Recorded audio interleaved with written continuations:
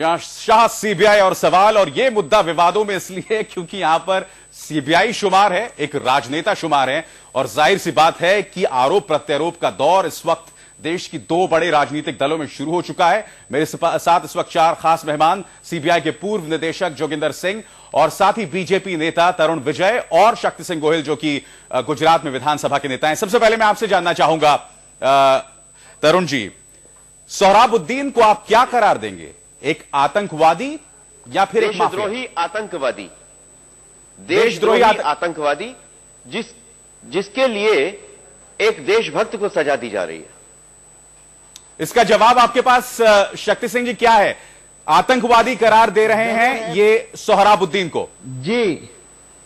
जी तरुण जी को ये शायद ये जजमेंट देखने की जरूरत थी, और गुजरात ने जो action taken reports on oath supreme court के पास आपकी सरकार ने फाइल किए वो अगर देख लेते, या जो हथियार पकड़े गए थे उसमें गुजरात की पुलिस ने जब केस रखा और उसकी एक्विटल हुई, उस जजमेंट को देख लेते तो शायद ये नहीं बोलते। पहली बात तो तरुण जी ने जो उठाई है, अभिसार जी मैं ये कहना चाहता हूं कि जब हरेन पंड्या का मर्डर हुआ और सीबीआई को जांच दी, तब उस वक्त के होम मिनिस्टर अडवाणी जी ने ऑन रिकॉर्ड कहा था कि सीबीआई देश की एक इंटेलिजेंट और इंडिपेंडेंट एजेंसी है, इसको कोई इंफ्लुएंस नहीं कर सकता है, उसे मैं जांच देता हूं। उस सीबीआई के कॉन्स्टिट्यूशन में आज कोई परिवर्तन नहीं हुआ है, कोई चेंज नहीं हुआ है। वो सीबीआई आज कैसे बिगड़ गई? चलिए, और दूसरी बात दूसरा पहलू है शक्ति सिंह जी, वो एक दूसरा पहलू है। जवाब देता हूं। हाँ, पहले सवाल का जवाब यहां से 300 AK-47 बरामद हुई गोहिल साहब, ये आप कैसे भूल सकते हैं? और ये आडवाणी जी ने उस समय जो कहा था 100% सच इसलिए था कि राज एनडीए का था और एनडीए ने कभी सीबीआई का दुरुपयोग नहीं किया। आप लोगों ने जितने इंस्टीट्यूशंस हैं, जगमोहन लाल सिन्हा के बयान के बाद अदालतों पे हमला किया, इमरजेंसी लगाई, संविधान तोड़ा, सीबीआई को आपने राजनीतिक उपकरण बना दिया, ये आपके राज की करामात है।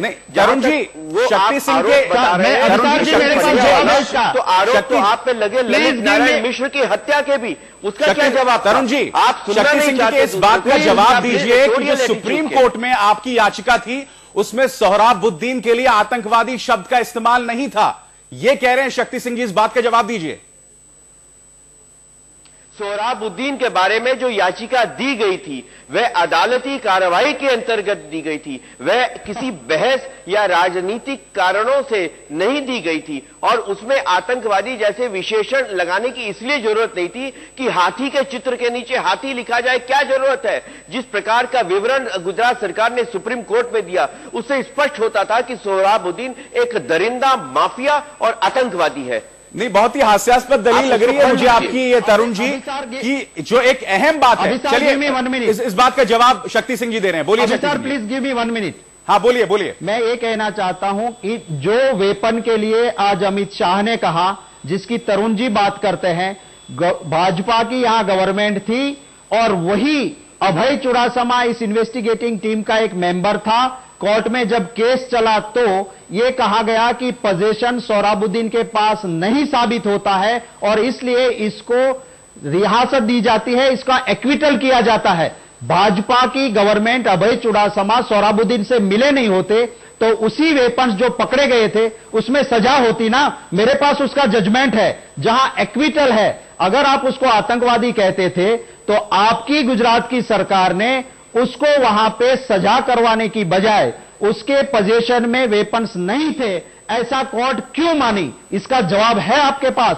जवाब है। मेरे पास ये तमाम जजमेंट यहां पे रखे हुए हैं और जिसमें स्पष्ट रूप से लिखा गया है कि किस प्रकार सोहराबुद्दीन के पास हैंड ग्रेनेड्स, सैकड़ों की तादाद में हैंड ग्रेनेड्स और 300 से ज्यादा AK-47 उसके यहां से बरामद हुई हैं, जो सोहराबुद्दीन की पूरी हिस्ट्री शीट है। गोहिल साहब, भगवान के लिए आप उसको एक बार देखिए, तो जो कुछ आपने कहा है वह आपको वापस लेना पड़ेगा।